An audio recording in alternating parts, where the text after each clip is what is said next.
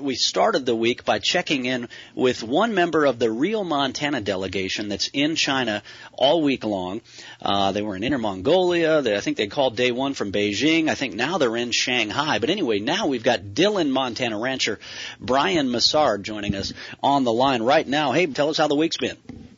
Well, we started out in Beijing. We were in that city for 4 days, and we toured 5-star restaurants. There was a feedlot, a restaurant, and a packing house, all enclosed in one facility. Really? The 5-star restaurant, packing house was attached to it right behind it, and then attached to that was a feed yard, 3,500 head feed yard that was extremely primitive. The feed trucks, the manure spreader wagons, the pen cleaning equipment, the hay, and all the feedstuffs were all done with wheelbarrows. And it's amazing in a country with over 1 billion people that place was just so primitive. But they have the ability to put all three of those places together, and they're really not afraid of calling it. It is what it is. We're in our country.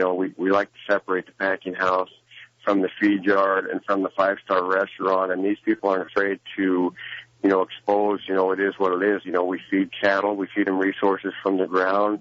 There is the waste manure, we put it back on the ground, we grow a crop here, and then we feed you food and we take care of you, which was, in that respect, they're not afraid to tell their people, what it is, but such a primitive way of doing it, which was astonishing to me. Then we traveled up to Inner Mongolia, visited one of the largest coal mines in the world, one of the largest dairies in China, 14,000 head, which was state-of-the-art. So we've seen, their feeding technology, their crop harvesting technology is anywhere from 50 to 80 years behind the United States, but their willingness to call it what it is amazing. In some respects, they're so far behind us, you think they're never going to catch up. In some respects, they're ahead of us, as far as sharing with the people, not afraid of the EPA, not afraid of what people will think of where their food comes from. We drove by a street which was incredible. We visited one of the most state-of-the-art dairies in the world. 10 blocks later, there's a pickup with a beef and a sheep in it, and they're butchering them right on the side of the street and selling the meat right on the side of the street at a busy intersection. So, that's kind of mind-boggling to me. We traveled on over to Shanghai right now, which is very similar to being in New York. A little upper class from the rest of the country. Shanghai, just to give you the staggering numbers, Shanghai has the population of Texas. Wow. In the area of Carbon County.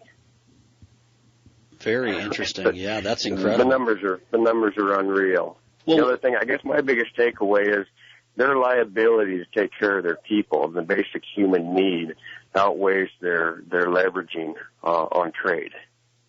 Well, Brian Mussard, of course, you're also the first vice president of the Montana Stock Growers Association. I saw that picture of you and the whole crew from the Real Montana delegation on the Great Wall of China. Notice you got your cowboy hat on. What do they think of your cowboy hat there in China? And also, what do they say when you tell them about Montana beef? You know what? We met with the trade organization today, and the people really want beef in China.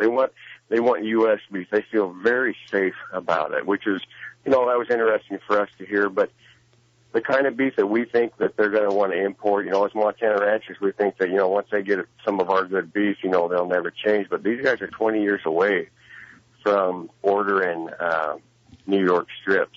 Yeah, they just want like the just stomachs and the tongues, right? And send them all the byproducts that we don't use. That's a great opportunity for us.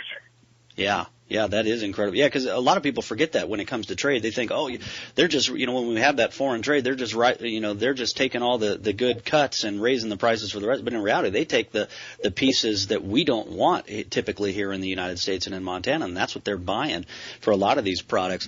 Hey, Brian Mussard, stand by because I want to hear more thoughts from you from Shanghai, China, with the Real Montana delegation rancher out of Dillon, Montana.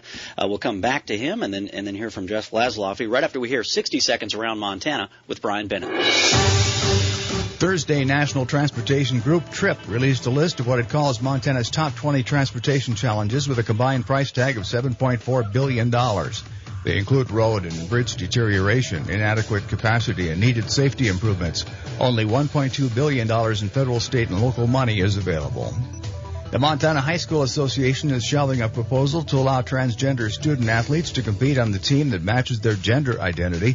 The decision to withdraw the proposal came after the 4 executive board members determined there is insufficient support among the association's member schools. The amount of water flowing into the Missouri River this spring is expected to be close to normal levels.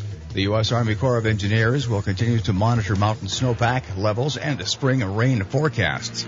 It expects 25.6 million acre-feet of water to flow into the Missouri River this year. With Montana News headlines, I'm Brian Bennett. All right, thanks, Brian. We're back with Voices of Montana. Aaron Flint here. Good to be back with you. We're going to check in with Jeff Laszloffy here in a few minutes.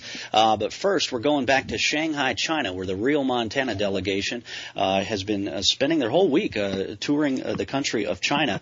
Brian Mussard, Dillon, Montana rancher, and first vice president of the Montana Stock Growers Association, joining us live right now from Shanghai. Brian, really interesting to hear, to talk about how, back here in America, there is this great disconnect between the 1% that grow and raise the food that we eat and the rest of the consumers that don't understand what really goes into it and all the hard work and what really needs to be done to grow and raise that food. But they're seeing it firsthand back there in China.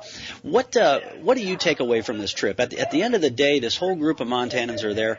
What's going to happen that's going to benefit Montana as a result of this trip that you might see? The biggest thing I see right now is the exposure to the rest of the world and what's going on for this communist country. The people are finding out what's going all over in the world, and they're really finding opportunity. And I think the government's going to have a hard time holding back trade. They're going to have a hard time holding back all the opportunity that they have to offer their people. But they've got years, literally decades to catch up. And I think the most successful thing China has done is peacefully oppress their people.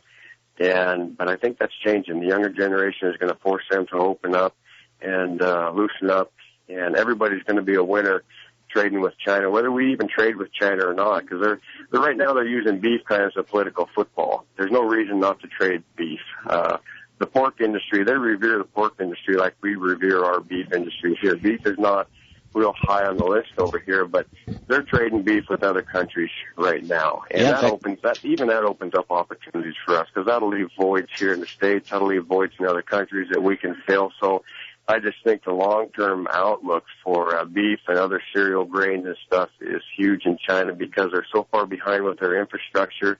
They're going to have to trade. They're kind of using trade like we use a microwave. They can't really get the product to the cook stove, and they just want to microwave it quick because they got to feed their people. Like I said, their liability of taking care of the basic human need outweighs any leverage they've got on trade with other countries.